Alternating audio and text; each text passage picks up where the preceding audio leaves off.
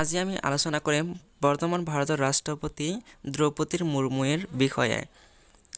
দ্ৰৌপদী মুৰ্মুৰ জীৱনৰ কাহিনী অলপ আলোচনা কৰিম এইটো ভিডিঅ'ত।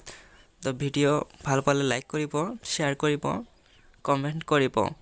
দ্ৰৌপদী মুৰ্মু জন্ম 20 জুন 1958, এগৰাকী ভাৰতীয় ৰাজনীতিবিদ। 2022 চনৰ 21 জুলাইত তেওঁৰ ভাৰতৰ 15 সাংখ্যিক ৰাষ্ট্ৰপতি হিচাপে নিৰ্বাচিত হৈছে। 25 জুলাইত ৰাষ্ট্ৰপতি হিচাপে শপত ল'ব দ্ৰৌপদী মুৰ্মুৱে। ইয়াৰ পূৰ্বে 2015 চনৰ পৰা 2021 চনলৈ ঝাৰখণ্ডৰ ৰাজ্যপাল আছিল। উৰিষ্যাৰ ময়ূৰভঞ্জ জিলাৰ বাইদাপুৰ গাঁৱৰ এটা সন্তল পৰিয়ালত জন্মগ্ৰহণ কৰিছিল। দ্ৰৌপদী মুৰ্মুৰ জীৱনী।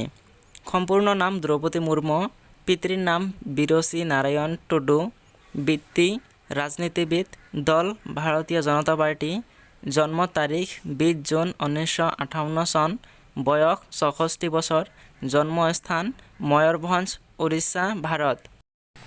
ধৰ্ম হিন্দু, সম্পত্তি 10 লাখ, ভাৰতীয় জনতা পাৰ্টিৰ সৈতে জড়িত, 1997 চন। দ্ৰৌপদী মুৰ্মুৰ প্ৰাৰম্ভিক জীৱন। শেহতীয়াকৈ দ্ৰৌপদী মুৰ্মুক ভাৰতৰ ৰাষ্ট্ৰপতি পদৰ প্ৰাৰ্থী হিচাপে NDA দাখিল কৰিছে। 1958 চনত ভাৰতৰ উৰিষ্যা ৰাজ্যৰ ময়ূৰভঞ্জ অঞ্চলৰ এটা জনজাতীয় পৰিয়ালৰ 20 জুনত জন্মগ্ৰহণ কৰিছিল দ্ৰৌপদী মুৰ্মুৱে। স্নাতক ডিগ্ৰী সম্পূৰ্ণ কৰাৰ পিছত উৰিষ্যা চৰকাৰত বিদ্যুৎ বিভাগত কনিষ্ঠ সহায়ক হিচাপে চাকৰি পায়। 1979 চনৰ পৰা 1983 চনলৈকে তেওঁ এই কাম সম্পূৰ্ণ কৰিছিল।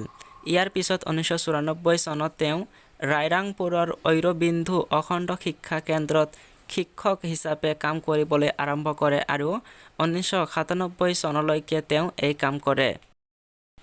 শ্যাম চৰণ মুৰ্মুক বিয়া কৰাইছিল। তেওঁৰ 2টা পুত্ৰ, এগৰাকী কন্যা আছিল। দুৰ্ভাগ্যজনকভাৱে 2জন পুত্ৰ আৰু তেওঁলোকৰ স্বামী 3জনেৰে বিভিন্ন সময়ত অকাল মৃত্যু হয়। তেওঁৰ কন্যা বিয়া হৈ ভুৱনেশ্বৰত থাকে।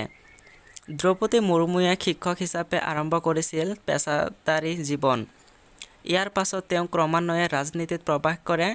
তেওঁৰ পিতৃৰ নাম বিৰচি নাৰায়ণ টুডু আৰু দ্ৰৌপদী মুৰ্মু সন্তল জনজাতীয় পৰিয়ালৰ।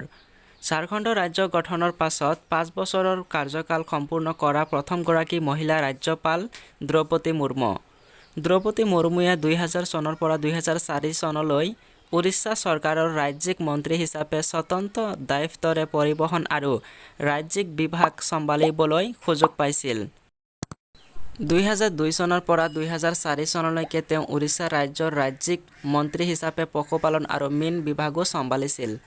2002 চনৰ পৰা 2009 চনলৈ ভাৰতীয় জনতা পাৰ্টিৰ অনুসূচিত জাতি মৰ্চাৰ ৰাষ্ট্ৰীয় কাৰ্যনিৰ্বাহী হিচাপেও সদস্য আছিল। 2006 চনৰ পৰা 2009 চনলৈ তেওঁ ভাৰতীয় জনতা পাৰ্টিৰ ST মৰ্চাৰ ৰাষ্ট্ৰীয় কাৰ্যনিৰ্বাহী অধিষ্ঠিত হৈছিল। ST মৰ্চাৰ লগতে 2013 চনৰ পৰা তেওঁ ভাৰতীয় জনতা পাৰ্টিৰ ৰাষ্ট্ৰীয় কাৰ্যনিৰ্বাহকৰ সদস্য আছিল। 2015 চনত তেওঁ ঝাৰখণ্ডৰ ৰাজ্যপালৰ পদ লাভ কৰিছিল আৰু 2021 চনলৈকে এই পদত আছিল। 1997 চনত উৰিষ্যাৰ ৰায়ৰাংপুৰ জিলাৰ পৰা প্ৰথমবাৰৰ বাবে জিলা কাউন্সিলৰ হিচাপে নিৰ্বাচিত হোৱাৰ লগতে ৰায়ৰাংপুৰৰ উপ-সভানেত্ৰীও হৈছিল। ইয়াৰ উপৰিও তেওঁ 2002 চনৰ পৰা 2009 চনলৈ ময়ূৰভঞ্জ জিলা বিজেপিৰ সভাপতি হোৱাৰ সুযোগ লাভ কৰিছিল। 2004 চনত তেওঁ ৰায়ৰাংপুৰ বিধানসভাৰ পৰা বিধায়ক হ'বলৈ সক্ষম হয় আৰু 2015 চনত ঝাৰখণ্ডৰ দৰে জনজাতীয় প্ৰধান ৰাজ্য এখনৰ ৰাজ্যপালৰ পদটো চম্ভালিবলৈ সুযোগ পায়। দ্ৰৌপদী মুৰ্মুৱে 2007 চনত শ্ৰেষ্ঠ বিধায়ক হিচাপে নীলকান্ত বঁটা লাভ কৰিছে। এই বঁটা প্ৰদান কৰিছিল উৰিষ্যাৰ বিধানসভাই।